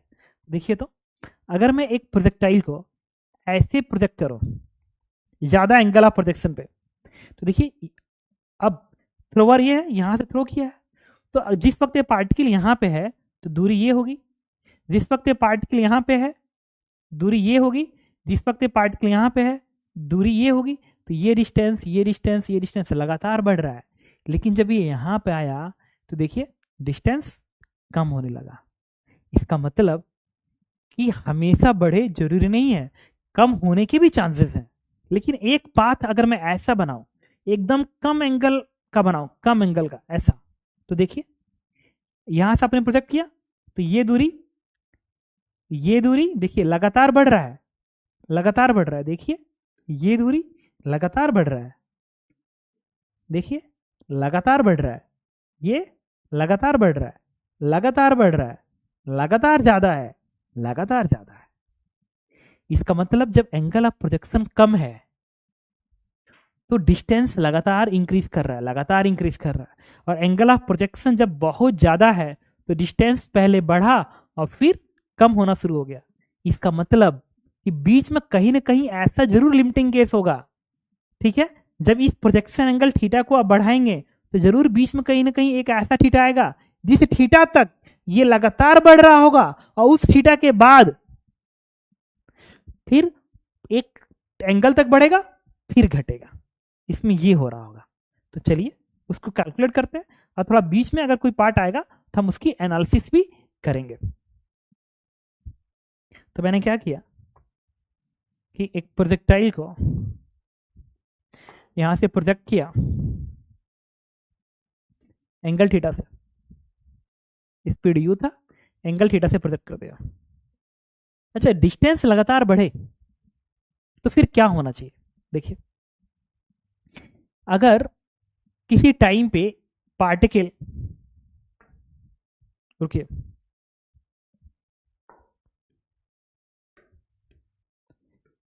किसी टाइम पे पार्टिकल यहां पे है, उसकी वेलोसिटी इस तरीके से है और ये उसका पोजीशन वेक्टर है। आप चाहते हो कि ये यहां से ये दूरी लगातार बढ़े, तो पोजीशन वेक्टर और वेलोसिटी के बीच का एंगल आर वेक्टर और भी वेक्टर के बीच का एंगल थीटा एक्यूट एंगल होना चाहिए। अगर एक्यूट एंगल हुआ तो भी का कंपोनेंट इधर आके इस डिस्टेंस को लगातार बढ़ाएगा। लेकिन अगर ऐसा हुआ कि पार्टिकल को आपने यहां से फेंका और यहां पे है और वेलोसिटी इस तरीके से हो गया, ऐसे हो गया, ऐसे हो गया, और पोजीशन वेक्टर ऐसे हो गया, तो ये एंगल क्या आ गया, ऑप्ट्यूस हो गया, ऑप्ट्यूस हो गया ये वेलोसिटी वेक्टर। अगर एंगल ऑप्ट्यूस हो गया तो भी का जो ये कंपोनेंट आएगा वो इस दूरी को कम करने लगेगा। इसका मतलब कि अगर इस पार्टिकल की दूरी इस पॉइंट ओ से लगातार इंक्रीज करनी है, लगातार, तो भी और आर के बीच का जो एंगल होना चाहिए एक्यूट, और एक्यूट एंगल है तो भी वेक्टर और आर वेक्टर का डॉट प्रोडक्ट हमेशा जीरो से ज्यादा होना चाहिए, जीरो से हमेशा ज्यादा होना चाहिए। तो अगर भी और आर का डॉट प्रोडक्ट जीरो से ज्यादा है तो इसका डिस्टेंस इससे लगातार बढ़ेगा, और भी और आर का बीच का एंगल अगर ऑप्ट्यूस है तो भी dot are vector less than zero बनेगा, ऑप्ट्यूस एंगल है तो, और अगर ये बना तो डिस्टेंस घटने लगेगा। तो उन्होंने कहा कि डिस्टेंस हमेशा इंक्रीज करे, हमेशा, so that always move away, away मतलब दूर जाए, डिस्टेंस हमेशा इंक्रीज करे। दैट मीन्स ये कंडीशन होल्ड करना चाहिए। तो चलिए मैं इस कंडीशन पे आता हूं। इसके लिए इस प्रोजेक्टाइल को मैंने प्रोजेक्ट किया और किसी टाइम टी पे हम इक्वेशंस लिखेंगे। देखिए तो यहां से प्रोजेक्ट करने के बाद ये स्पीड इनिशियल u है and this angle is theta, तो ये आएगा u cos थीटा और ये आएगा u sin theta. t time पे जब ये पार्टिकल यहाँ गया है तो हॉरिजॉन्टल वेलोसिटी हमेशा कांस्टेंट रहेगी, तो ये u cos थीटा आएगी।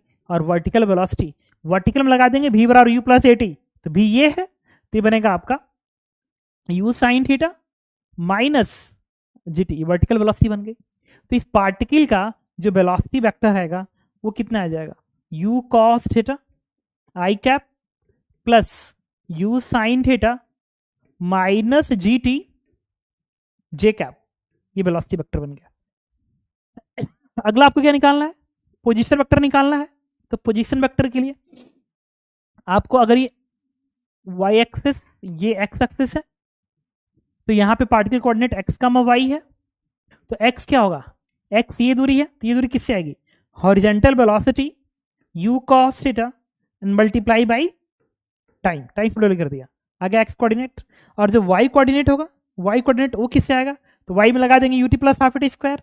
तो ये जो पोजीशन वेक्टर बनेगा ना, इसको मैं तब ऐसे लिख सकता हूँ, x ये है तो आई कैप, लगे डाउट ना तो मुझे कहिएगा कि सर मैसेज कर दीजिएगा कि सर नहीं समझ में आया। y में लगाएंगे ut plus half t square, तो y का वेलोसिटी ये है, it is u sin theta ut minus half gt square का j कैप, ये बन गया।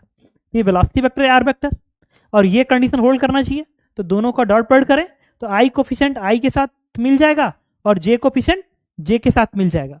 तो पूरा इक्वेशंस को मैं लिख सकता हूं यहाँ पे इस तरीके से, इसका डॉट प्रोडक्ट इसके साथ, ये बनेगा u square cos square theta इसका, और इसका इसके साथ मल्टीपल, ये क्या बनेगा plus u sine theta minus G T into ये वाला, ये आएगा आपका u sine theta t minus half G T का स्क्वायर मल्टीप्लाई कर दिया, और यही ग्रेटर देन जीरो करना है, या ग्रेटर देन इक्वल टू लगा दीजिए, या ग्रेटर रखिए क्योंकि हमेशा इंक्रीज करना है, ठीक है। अब ना इसको इससे मल्टीप्लाई करेंगे तो ये बनेगा कितना, अच्छा इसमें ये t है ना, तो यहाँ पे t भी रहेगा। तो अब इसको देखिए, इसको इसके साथ मल्टीप्लाई करेंगे, हिम्मत के साथ काम लेंगे, तो देखो u square cos square theta t, और ये इससे मल्टीप्लाई होगा तो u square u into you square sine into sine theta sine square theta into T, तो बनेगा u square sine square T, और यह u square cos theta T, तो u स्क्वायर टी कॉमन आ जाएगा और कॉस स्क्वायर थीटा और sine theta 1 हो जाएगा। तो इसको इससे मल्टीप्लाई करके अलग करेंगे तो ये बन जाएगा प्लस, इसका इससे मल्टीप्लाई होगा, अब इसका इससे मल्टीप्लाई करेंगे तो ये बनेगा minus minus u g sine theta t into t square, इसका मल्टीप्लिकेशन इससे करते हैं तो बनेगा half u g sine theta into t square, और इसका इसके साथ तो ये बनेगा plus half g square t q is greater than zero. अब देखिए यहां से टी के टर्म्स कैंसिल करके 2 में कन्वर्ट कर देगा, तो ये कितना आएगा देखिए, तो ये जो आपका आएगा ये है यू स्क्वायर माइनस, और ये टी है तो 2 1 कम 2 1 3, तो बनेगा minus 3 u g sine theta upon 2 into t, और ये बनेगा कितना plus g square t square by 2 is greater than 0। अब देखिए ये टाइम का क्वाड्रेटिक है, और मैं चाहता हूं कि हर टाइम के लिए यूज हो, मैं चाहता हूं कि हर टाइम के लिए होल्ड करे।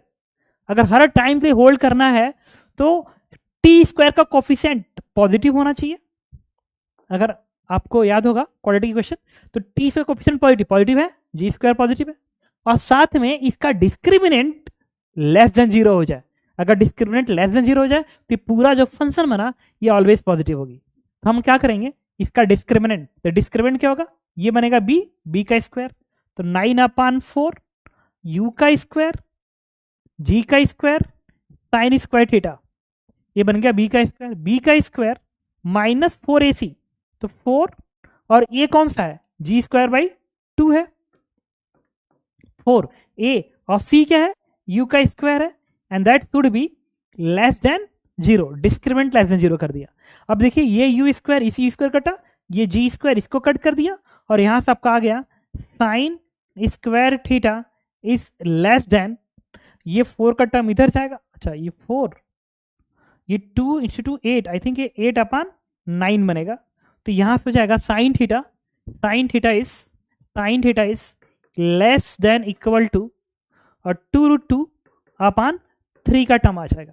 आपको पता है ये इक्वेशन क्या बता रहा है, ये बताने की कोशिश कर रहा है कि for any value of you, इसकी स्पीड, इस प्रोजेक्टाइल की स्पीड कुछ भी हो, आप कम दो या ज्यादा दो, ज्यादा दो, अगर आपने इस थीटा से कम एंगल पे फेंका है तो उसका डिस्टेंस हमेशा ओरिजिन से इंक्रीज करेगा, और अगर आपने इस थीटा से ज्यादा एंगल पे फेंक दिया है तो फिर उसका डिस्टेंस एक सर्टेन टाइम तक इंक्रीज करेगा, फिर वो डिस्टेंस कम होने लगेगा। ठीक है, तो आई थिंक आप मेरी बात को समझ रहे होगे। फिर इसका answer maximum angle of projection is b part, इसका आंसर बी पार्ट। तो आपने देखा कि ये भी एक प्यारा क्वेश्चन था। सेम टाइप ऑफ क्वेश्चन आपको क्लासेस में कराए जाते हैं, बट क्वेश्चन की वैरायटी में बहुत ज़्यादा चेंज करना सही नहीं होता है, क्योंकि एक पर्टिकुलर टाइप क्वेश्चन एडवांस में ज़्यादातर आते हैं। Okay, इसके बाद हम आते हैं एक और क्वेश्चन करते हैं। इसके पहले ये, और ये भी प्रोजेक्टाइल मोशन की एक अच्छा क्वेश्चन है, और आज के लेक्चर का ये 6 क्वेश्चन है, और इसका जो लेवल है वो हमने रखा है, ये भी 50% का ही क्वेश्चन, क्योंकि बहुत डिफिकल्ट तो मैं आज नहीं ले रहा हूँ, तो इसके कि बहुत आपको समझाना पड़ेगा, वो टाइम टेकिंग बहुत हो जाता है। इसको देखिए, और इसको भी सॉल्व करने के लिए मैं आपको टाइम दूंगा 5 मिनट का। आपको प्रोसेस में बार बार रिपीट कर रहा हूँ, आप ना प्रोसेस पे ध्यान दीजिएगा, क्योंकि बहुत टाइम नहीं होने की वजह से मैं ज़्यादा टाइम नहीं दे पा रहा हूँ, ताकि बहुत कम क्वेश्चन ना हो। ये आप इसको अटेम्प्ट करेंगे 5 मिनट में।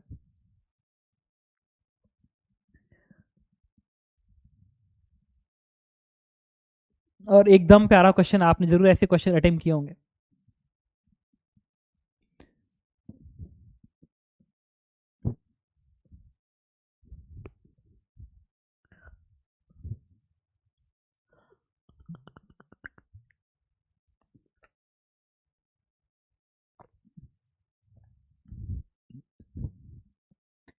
और अभी मैं क्या करूंगा ना, इन क्वेश्चनों का, अभी तो ये पीडीएफ है, पीडीएफ तो ऐसे अपलोड हो जाएगा, लेकिन क्वेश्चन का जो पीडीएफ है ना, उसको मैं अलग से अपलोड करवा दूंगा, ताकि जब दोबारा आप उसको कभी अटेम्प्ट करेंगे ना बीच में, ठीक है, तो आप उस क्वेश्चन के थ्रू अटेम्प्ट करें, ना कि सोल्यूशन के थ्रू, तो आपका हेल्प करेगा।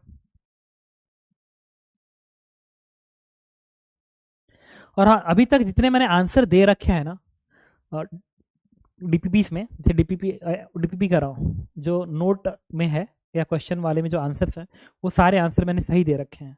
तो कहीं अगर आपको लग रहा था कि आंसर गलत है, तो आंसर गलत नहीं हो, एकदम सही आंसर है। ठीक है, तो आप कोशिश करिए उसको दोबारा सोल्यूशन को समझने के लिए, आंसर सही सही थे सब।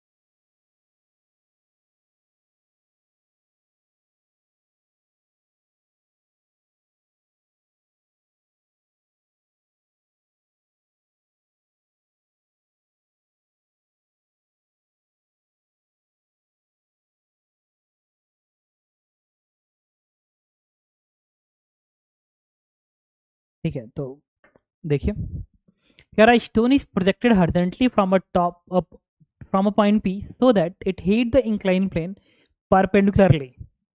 ऐसे फेंका गया कि ये इस पे 90 पे टकराता है. The inclination of plane with the horizontal is theta and the point P is the height h above the foot of the incline as shown in the figure. Determine the velocity of projection.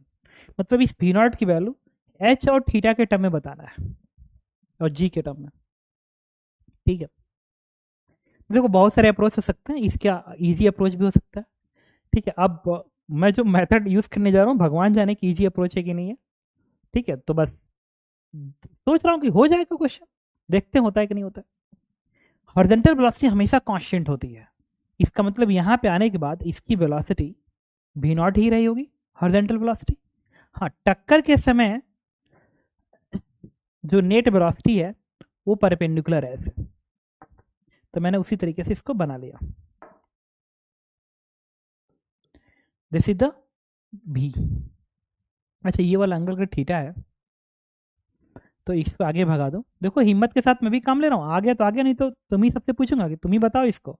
ये theta, ये 90 theta, ये theta, तो ये बनेगा theta 90 theta theta.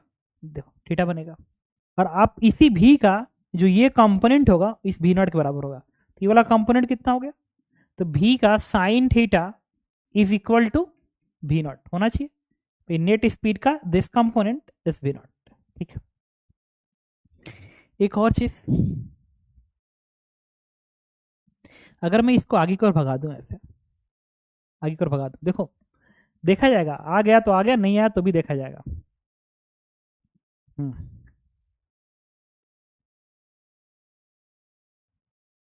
Vertical component कितना आएगा, ये आएगा भी कॉस थीटा. अगर मैं कहूं कि ये डिस्टेंस लेट एक्स है, वाई है ये, तो फिर वाई के डायरेक्शन में मैं लगा सकता हूँ भी का स्क्वायर इक्वल टू यू का स्क्वायर प्लस 2gh. देखो बस मैं सोच रहा हूँ, आ गया तो आ गया, नहीं आया तो देखा जाएगा. ठीक है, तुम्हें भी लग रहा होगा कि सर कितना दिमाग लगा रहा है. हाँ ठीक है, कम दिमाग है, लगाना लगाएंगे. ये vertical velocity it is v cos theta का whole square is equal to, यहाँ का वर्टिकल कंपोनेंट 0 है तो 0 का square and plus 2g into y, ये वाली दूरी वाई लिख लिया. यहां से मुझे मिल गया v square cos square theta equal to 2gy. अच्छा, इसके अलावा भी दूसरा अप्रोच हो सकता है कि उससे आंसर और जल्दी आ जाए, हो सकता है कि मुझसे जल्दी ना आए. ठीक है, इसके बाद ये बताइए,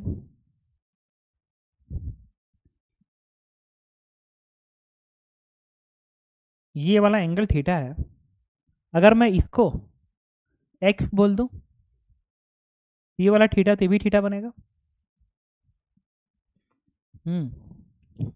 देख रहे हो दिमाग.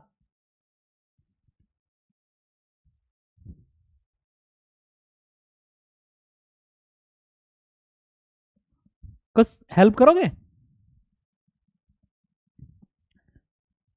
भी साइन थीटा भी नॉट. ठीक है, टाइम का हेल्प लेते हैं. चलो, यहां से यहां तक आने का टाइम y को मैं लिख सकता हूं हाफ जी टी स्क्वायर. ये टाइम लगेगा क्योंकि वर्टिकल वेलोसिटी 0 है, और ये जो वेलोसिटी x आएगी, x डिस्टेंस वो आएगा भी नॉट इंटू टी. हॉरिजॉन्टल से टाइम मल्टीप्लाई कर दिया, देखा जाएगा. फिर इस ट्रायंगल में मैं लिख सकता हूं tan theta is equal to this length upon this length. ये बनेगा tan theta is equal to, और इस चीज से अगर आंसर आ जाता है तो एक चीज सीखने को जरूर मिलेगा, हिम्मत. कि देखो मैं भी हिम्मत रखा हूं, आ गया तो आ गया, नहीं तो देखा जाएगा. तो tan theta is h minus y, तो h minus y and divide by x. तो मुझे थीटा के टर्म में चाहिए, h के टर्म में चाहिए, तो y और x का रेशियो. यहां से अगर मैं t को उठा के यहां रख दू तो बन गया y बराबर half g into x upon v not का स्क्वायर टी बराबर ये आएगा। चलो उसी हिम्मत के साथ मैं, इधर वाई दिख रहा है ना, पता नहीं क्यों मुझे लग रहा है कि हमने शायद सॉल्व कर लिया आंसर। तो यहाँ से एक्स स्क्वायर पता है कितना आएगा, इसको इधर भेज दो तो ये बनेगा 2 वी नॉट का square y divide by g, 2 v naught के स्क्वायर वाई अपन जी। और यहाँ से मैंने एक्स को निकाल लिया, सिर्फ एक्स को रूट कर दिया। अब इसको उठाकर हम यहाँ रखेंगे। आई थिंक हमने आंसर को शायद सॉल्व कर लिया है। ये बनेगा h माइनस, यहाँ से y की जगह पे लिख सकता हूँ, इसको ऐसे ही रहने दीजिए, y अपान एक्स बनेगा, y अपान एक्स। और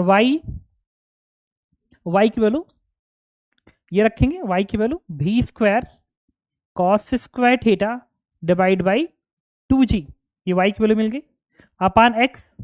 और जो x की वैल्यू है वो यहाँ से आएगी, it is root over 2 v not का square upon g into y. और y फिर यहां से मैं निकाल के रख दो, v का square cos square theta divide by 2g। ठीक है, अब एक देखिए यहां से v स्क्वायर का टर्म्स निकलेगा और एक v स्क्वायर को कट कर देगा, तो इसको कट करने के बाद इसको बना देगा सिर्फ v, इसको भी रहने दीजिए। अब देखिएगा आपको आंसर में वी नॉट निकालना था, तो वी नॉट में जी के सारे टर्म दिख रहे हैं, ये जी के टर्म्स इससे कैंसिल आउट हो जाएंगे, 2 के टर्म्स कट रहे, कटने दो। ठीक है, वी नॉट चाहिए थीटा और एच के टर्म में, भी निकालना पड़ेगा वी नॉट के टर्म में, तो भी और वी नॉट आ गया ना, भी equals to v not upon sine theta, तो मैं यहाँ लिख सकता हूँ v not upon sine theta, तो tan theta is equal to ये हो जाएगा एच माइनस भी के जगह पे वहां से v not upon sine theta, v not upon sine theta into, और ये 2 इधर रहने दीजिए, ये कॉस स्क्वायर थीटा इधर रहने दीजिए, इधर रहने दीजिए, और इसको रूट के अंदर जाने दीजिए, नीचे रूट है ना, एक सेकेंड, नीचे रूट है, तो ये रूट के अंदर नीचे है, जी के टर्म कैंसिल हो चुके हैं, ये बन गया वी नॉट का स्क्वायर कॉस स्क्वायर थीटा, तो ये भी टर्म्स इस एक थीटा कट कर देगा। अब आप समझ गए कि मैं क्वेश्चन को अटेम्प्ट कर चुका हूँ। अब इसके बाद इसको थोड़ा सिंप्लीफाई कर लेते हैं, tan theta is equal to h minus v naught, यार ये वी नॉट कैसे कैंसिल हो गया, वी नॉट और थीटा का रिलेशन आ गया, वी नॉट भी कैंसिल, एच और थीटा का रिलेशन आ गया। एक बार कैलकुलेशन चेक करो तो,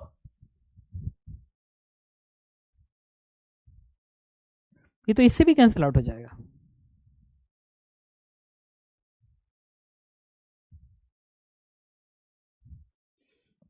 इसका आंसर मेरे पास है, एक बार मैं इसका आंसर चेक करता हूँ, इसका आंसर क्या है, क्योंकि यहाँ पे तो थीटा आ गया, और अगर थीटा आ गया तो थीटा अगर मिल गया तो मुझे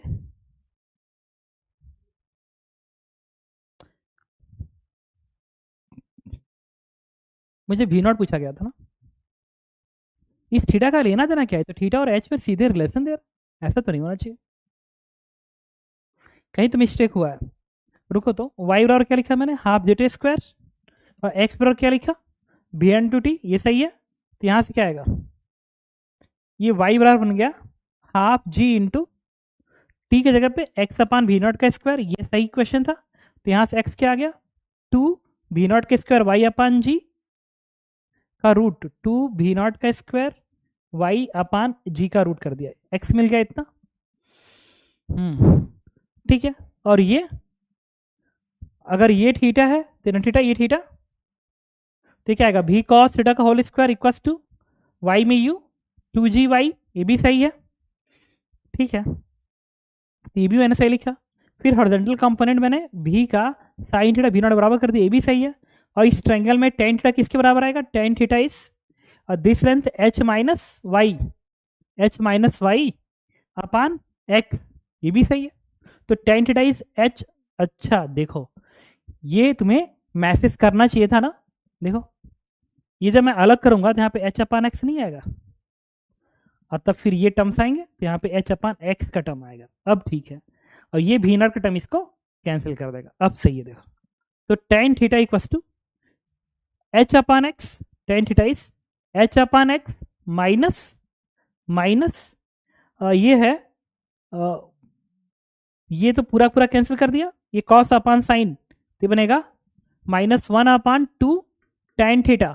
अभी फिलहाल ना इक्वेशन 1 को रहने दीजिए और x में एक रिलेशन निकालना पड़ेगा x का भी वाई के साथ, भी नॉट के साथ। देखिए यहां से मिल रहा है x का और y कहां से आएगा, यहां से y मिलेगा, तो हमें अभी भी भी नॉट ही चाहिए, अब बिना x आए नहीं मिलेगा।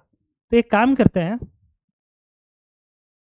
मुझे x की वैल्यू भी नॉट के टर्म में चाहिए ना, तो यहां से क्या आएगा, यहां से भी की वैल्यू यहां प्लेस करो तो बनेगा भी नॉट का square sine square theta into cos square theta बराबर 2g वाई, और y की वैल्यू अगर मैं यहां से प्लेस कर दूं तो ये बनेगा half g into x square upon v not का स्क्वायर। तो यहां से भी नॉट का पावर 4, देखो कितनी मिस्टेक्स हो रहे हैं मुझसे, भी नॉट का पावर 4 कॉस स्क्वायर थीटा बराबर ये 2 से 2 कटेगा, ये क्या बनेगा g का square sine square theta into x का स्क्वायर। और इस x की वैल्यू अगर हमें लाना हो ना तो यहां से x की वैल्यू हमारी आनी चाहिए, ये आ रहा है भी नॉट का स्क्वायर कॉस थीटा अपान जी साइन थीटा। अब इसको उठा के वहां रखेंगे तो ये बन गया हमारा tan theta equals to h upon x, और x हमारा किसके बराबर है भी नॉट का स्क्वायर अपान जी, और कॉस थीटा नीचे आएगा, कॉस थीटा नीचे जाएगा और साइन थीटा ऊपर जाएगा। अब देखिए ये बन गया 1/2 tan थीटा। अब यहाँ से मुझे किसकी वैल्यू चाहिए, ये tan थीटा इधर भेज दीजिए तो tan थीटा कॉमन आ गया, और ये बन गया 1 सेकेंड, इसको इधर भेजा था, इसको इधर भेजा था, तो ये आ गया आपका tan theta common h g upon v not का square -1 equals to 1/2 tan theta. देख रहे हो ये हो सकता है कि आपने बहुत जल्दी सॉल्व कर लिया हो, मेरा थोड़ा सा लग गया टाइम, तो लग गया टाइम, कोई बात नहीं। तो हमें पूछा गया था वी नॉट की वैल्यू ना, तो ठीक है अब इससे तो आंसर मिल गया आपका, इसको इधर भेजेंगे तो ये आपका हो जाएगा h g upon v not का स्क्वायर -1 बराबर, इसको इधर भेज दीजिए तो 1/2 tan स्क्वायर थीटा, फिर इसको इधर भेज दीजिए तो +1 बन गया, और यहाँ से जब मैं बता ही रहा था तो मैंने सोचा कि प्रॉपर बता दो, तो बन गया 1 + 2 tan square theta and divide by 2 tan square theta. तो यहाँ से भी नॉट की वैल्यू आ गई √2 g h tan square theta and divide by 1 + 2 tan square theta as answers. तो ठीक है, क्या कर सकते हो, होता मिस्टेक, मिस्टेक नहीं मतलब ऐसा नहीं है क्वेश्चन बहुत डिफिकल्ट है, बट इक्वेशंस को इधर उधर लिखने में मुश्किल लगी। इसके बाद नेक्स्ट क्लास के लिए मैं होमवर्क तो अभी कल लॉज ऑफ मोशन के क्वेश्चंस आएंगे, तो इसके होमवर्क देने के लिए मेरे पास आंसर तो फिलहाल है, मैं बता दूं कल का होमवर्क मैं आपको बताता हूँ, वो आप करेंगे। एक तो ये है, ये होमवर्क के क्वेश्चंस हैं, क्वेश्चन नंबर 6 था, इसके बाद ये क्वेश्चन नंबर 7 है, ये क्वेश्चन नंबर 7 है, ठीक है। और इसका जो लेवल है ये 40% के लेवल पे 45%, और इसका आंसर मैं आपको लिख ही दे रहा हूं, इसका आंसर है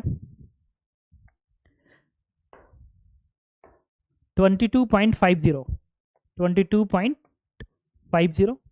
इसके बाद अगला क्वेश्चन आपका ये है, क्वेश्चन नंबर 7 के बाद क्वेश्चन नंबर 8 ये भी क्वेश्चन जो है वो 45% के लेवल पे है, और अक्सर क्वेश्चन पूछा जा चुका है एग्जाम में, और इसका आंसर है 3। देखिए मैंने यहाँ लिख रखा है 3, तो इसका आंसर है 3, ठीक। इसके बाद ठीक है, इसके बाद एक और क्वेश्चन ये है, क्वेश्चन नंबर 9, और इसका आंसर है, और ये भी 50% के लेवल पे, बहुत डिफिकल्ट तो नहीं है, 50% के लेवल पे, और इसका आंसर है 8। इसका आंसर मैंने 8 दे रखा है, तो 8 है। ठीक है, तो इन 3 क्वेश्चन को आप कर लेंगे। इसके बाद कल से फिर आपको पीडीएफ में क्वेश्चंस और सॉल्यूशंस मिलेंगे, वीडियो सॉल्यूशन मिलेगा। और अगर कोई क्वेश्चंस नहीं समझ में आता है तो मैसेज ज़रूर करिएगा, मैं उसको कोशिश करूँगा कि दोबारा अच्छे से समझाऊँ, बट कोशिश पूरा रहता है कि मैं आपको उसकी एक एक पॉइंट्स को बता दूँ। ठीक है, थैंक यू क्लास अटेंड करने के लिए, और खुश रहिए। और जो होमवर्क दिया जा रहा है उसको करिएगा, नोट प्रॉपर रिवाइज करिएगा, पीवाईक्यू प्रॉपर करिएगा, वरुण के क्वेश्चंस एकदम सफिशिएंट है, इससे आपको करने की ज़रूरत एक्स्ट्रा में कुछ करने की जरूरत नहीं, क्योंकि एक चैप्टर के ना 20-25 क्वेश्चंस मिल गया ना, अच्छे अच्छे क्वेश्चन, तो बहुत हो जाता है। तो आपको क्या करना है, कॉपी यहाँ पे मैं नोट कर दिया हूँ, एक बार फिर मैं अंतिम में बता दूँ, क्योंकि आपकी रैंक आए अच्छी, ये इसके लिए हम लोग लगे हुए हैं। तो नोट प्रॉपर रिवाइज करना है, वरुण के क्वेश्चन टेस्ट की तरफ से देने हैं, मॉक टेस्ट आपको 2, एक एडवांस एक मेंस, एनपीआईक्यू आपको एडवांस का 5 ईयर करना है। फिलहाल आपको इतना ही अटेम्प्ट करना है। ठीक है, थैंक यू।